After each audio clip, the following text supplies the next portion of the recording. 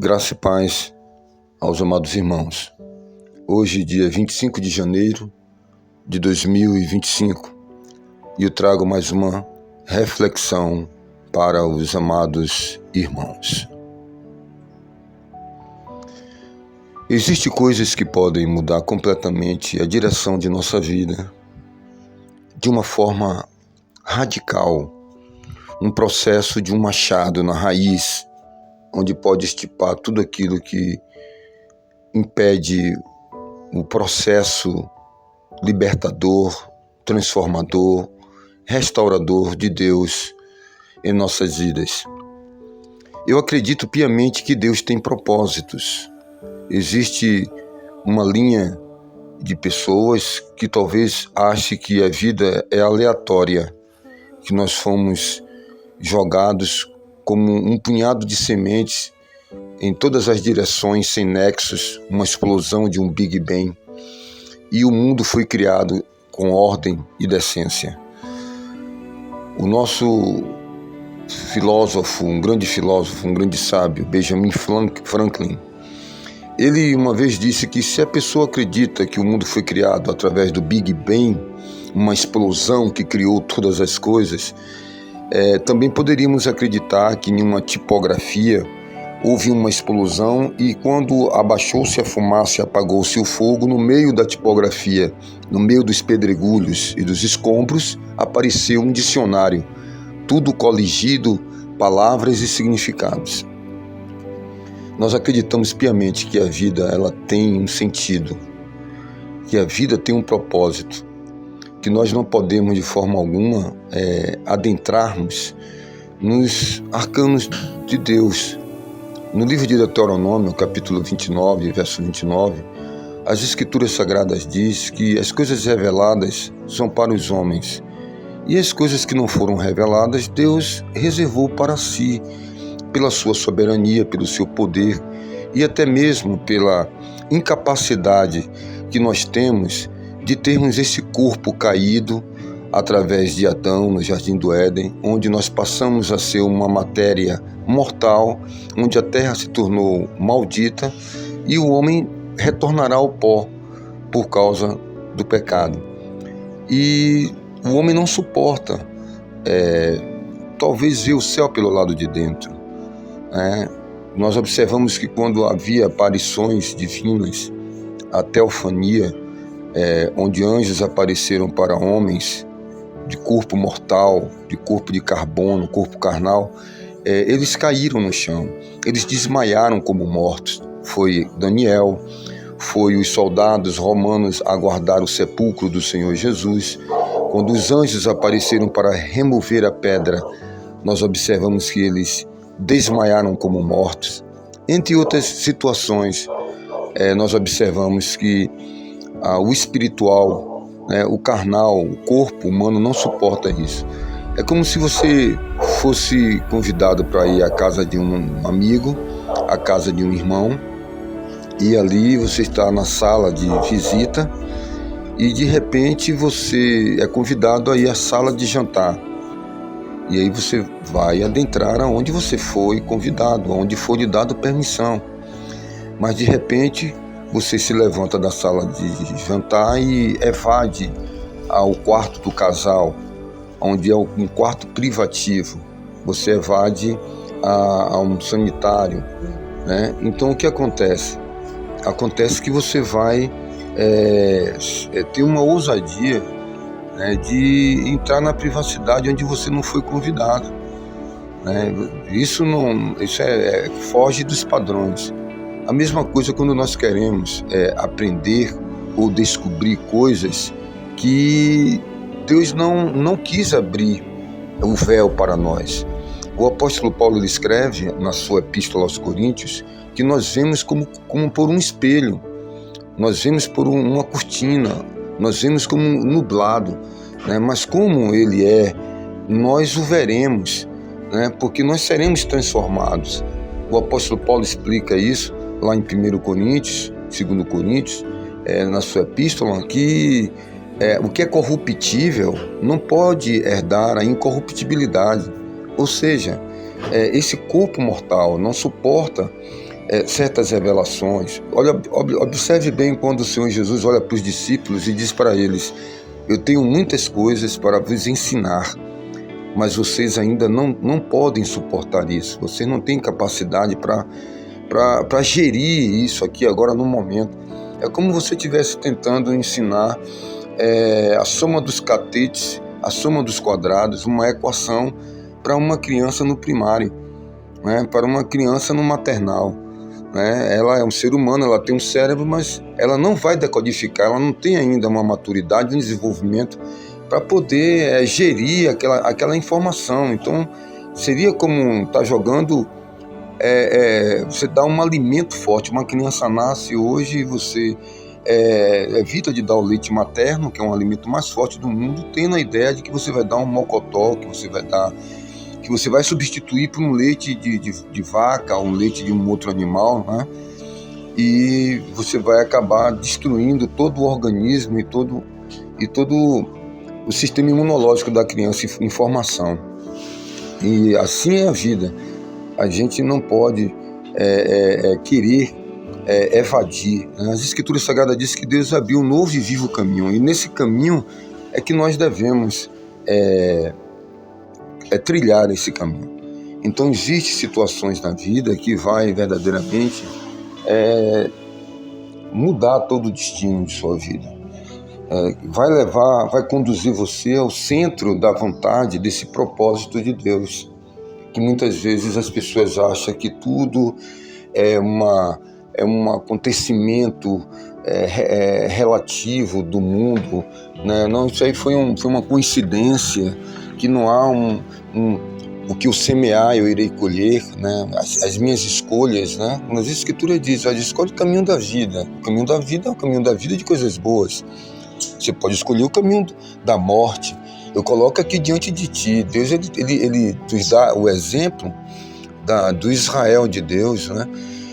Tudo aquilo ali era a sombra das coisas vindouras, era um prototipo, uma maquete, um projeto de uma estrutura que acontece hoje no tempo da graça, em valores espirituais.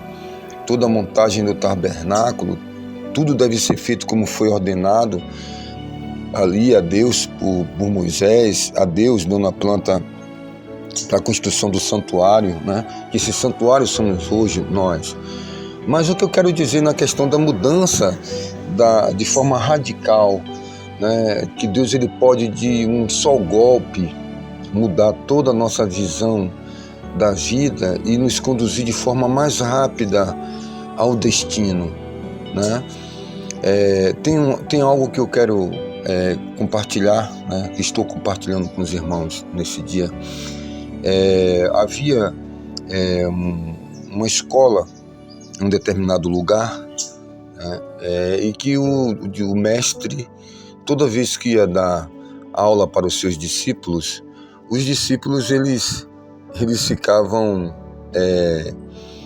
elogiando, né, o mestre, particularmente um dos discípulos, e ele disse assim: mestre, eu nunca vou conseguir ser como você, eu não vou conseguir ser como você, você é um homem bondoso, você é um homem maravilhoso, você é um homem paciente, você é um homem de domínio próprio. E isso ia se arrastando há meses, há anos, se arrastando essa situação.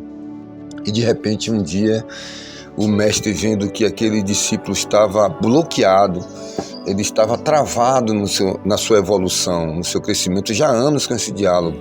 E o mestre teve uma ideia sábia, porém radical. No dia de uma reunião, mais uma vez, ele se colocou de pé no meio da reunião e disse: mestre, eu não vou conseguir chegar nesse padrão, eu não vou conseguir ser igual ao senhor. E aí o mestre foi chegando perto dele, pegou a mão dele, levantou a mão dele, enfiou a mão rapidamente de forma brusca no bolso, tirou um alicate de turquesa, colocou no dedão da mão e cortou o dedão da mão do discípulo. O discípulo caiu no chão, o dedo caiu no chão, sangue jorrando para todos os lados. Os outros discípulos, horrorizados com aquela situação daquele homem brando, calmo, manso, com o rosto iluminado, E os discípulos acudiram e levaram aquele homem para o médico, para o hospital, e o discípulo o mestre serenamente sentou ali no seu banquinho de madeira. E no outro dia começou de novo a dar aula. Uma semana aquele discípulo não apareceu. Aquele discípulo ficava em casa meditando: meu Deus, um homem bondoso, meu Deus, um homem de disciplina, meu Deus, um homem sereno, o que é que aconteceu? Tem que ter uma explicação, porque ele fez isso, porque ele arrancou meu dedo, que mal eu fiz para ele, eu só elogiava ele. Eu tenho que tirar essa dúvida. Deu 5 dias, 10 dias talvez, eu vou lá na escola do discipulado. Em um dia de reunião normal, nenhum discípulo se ousava perguntar ao mestre por causa daquela atitude radical, e o discípulo adentrou e disse: mestre, eu não estou entendendo ainda, com a tipóia no dedo enrolado, pegou alguns pontos, fez um implante no dedo.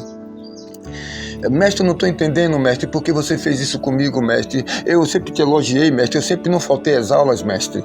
E o mestre deu uma pausa, silenciosamente, de forma sábia, para processar a sua pergunta e saber responder, porque a palavra de Deus diz que a resposta dita em seu tempo certo é como maçã de ouro em bandeja de prata. E ali naquele momento o mestre disse: você estava travado, tendo uma ideia de mim que talvez você não compreende que eu não seja, ou que eu trabalhei muito para ser. E o ensinamento ia demorar mais 10, 20, 30 anos. E você é do Cronos, você tem uma contagem regressiva do seu tempo. E existem coisas que você não ia aprender de forma normal, então tem que ser de tomada brusca e radical. Então eu arranquei o seu dedo para que você entenda que todos nós estamos no mesmo processo de evolução e que nós é com renúncia, é com a mortificação da carne, né? É aquilo que Paulo, o apóstolo, fala através do Espírito Santo em Colossenses capítulo 3, que fazer morrer o vosso viver carnal. É um processo, né? Quando ele fala em Gálatas, que os que são de Cristo crucificarão as suas carnes com os seus desejos. Então é essa vida de renúncia que o próprio Senhor Jesus Cristo disse: negue-se a si mesmo, tome a sua cruz e siga-me.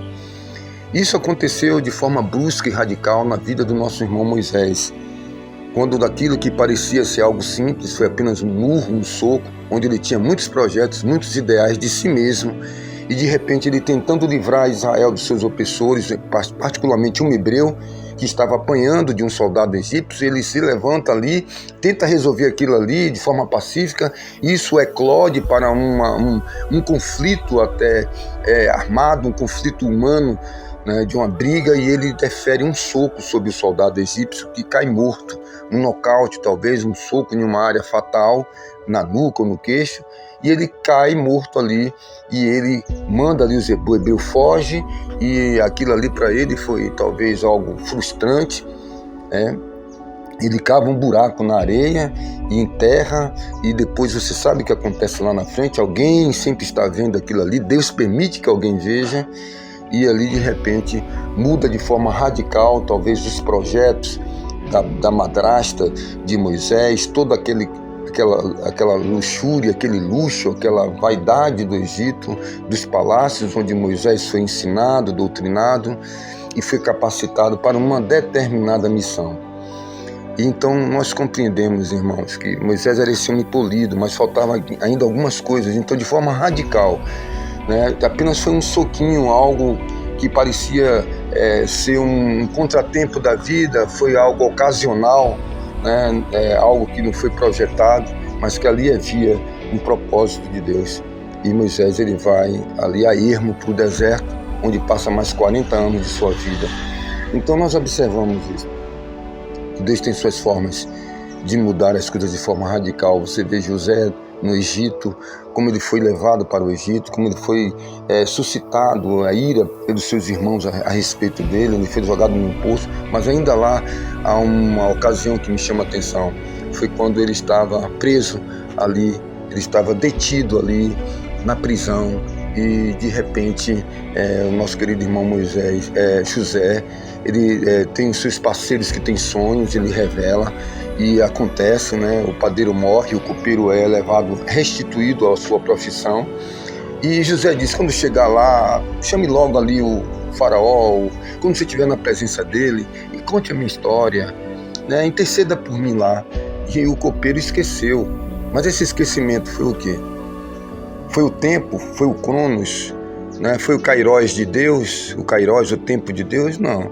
Né? Deus, ele deu um esquecimento àquele copeiro para na data certa, no horário certo, no momento certo, o rei ter também um sonho e ficar aflito, a ponto de desabafar com as pessoas mais íntimas ao seu redor. E ele conversa com o copeiro diz: mas eu conheço uma pessoa que ele interpretou sonhos, o meu e o do padeiro, e como ele falou, e descreveu toda a história. Foi um momento, havia um propósito. Não pense que a sua vida vai ser descartada como um copo que tem a sua utilidade até a primeira vez que você usa. E ele é bem fininho, ele não serve para lavar nem guardar, e ele é descartável. Há um propósito, acredite piamente nisso. Entrega teu caminho ao Senhor, confia nele, ele tudo fará, ainda que você não compreenda agora. E o Senhor Jesus falou para os discípulos: olha, o que eu estou fazendo agora, vocês não estão entendendo. O Senhor vai lavar os meus pés. Para aí. Em outras situações, eles não compreendiam as coisas espirituais, os propósitos, que só eram para ser revelados lá na frente. Agora vemos como um espelho, não compreendemos muitas coisas. Os ataques ateístas, a nossa fé é muito grande. Eles dizem que há gigantes, que há seres, que há planetas, que há seres extraterrestres, que há orbes, que há OVNIs. Tudo aquilo que talvez Deus não desejou revelar num determinado momento. Sabemos que são anjos caídos, que é do diabo com suas astúcias. Enfim, não compete a nós adentrarmos num quarto privado se Deus ele não quis que a gente entrasse ali. Vamos ficar com o que o Senhor Jesus nos ensinou e quer que a gente viva: o amor, a fé e a esperança, que são três coisas que permanecem. O que você não está entendendo agora, você pode entender depois, quando o próprio Senhor Jesus naquele dia sentar na mesa com Isaac, Jacó e Abraão e nas bordas do Cordeiro, quando nós tivermos uma outra composição, um corpo incorruptível, um corpo eterno, um corpo de glória, como ele é, o veremos. Semelhantemente como ele é, seremos um corpo glorioso, iluminado, glorificado, transformado. Nós entenderemos todos os perrengues e todas as situações e dificuldades que não compreendemos agora. Eu acho que o suficiente é continuar no amor de Deus. O apóstolo Paulo escreve para Timóteo dizendo: Timóteo, se alguém não se contenta com os ensinamentos do Senhor Jesus Cristo e com a doutrina dos apóstolos, nada sabe, que nós possamos ficar só com o que o Senhor Jesus nos ensinou. Esqueça os apócrifos, esqueça as dúvidas, esqueça os questionamentos e entenda que Deus nos ama a ponto de entregar o seu único filho para que todo aquele que abrace, que o ame, que o pratique a sua palavra, não pereça, mas tenha vida eterna. Isso é o suficiente, amar a Deus e confiar plenamente no seu amor por nós. Que Deus nos abençoe.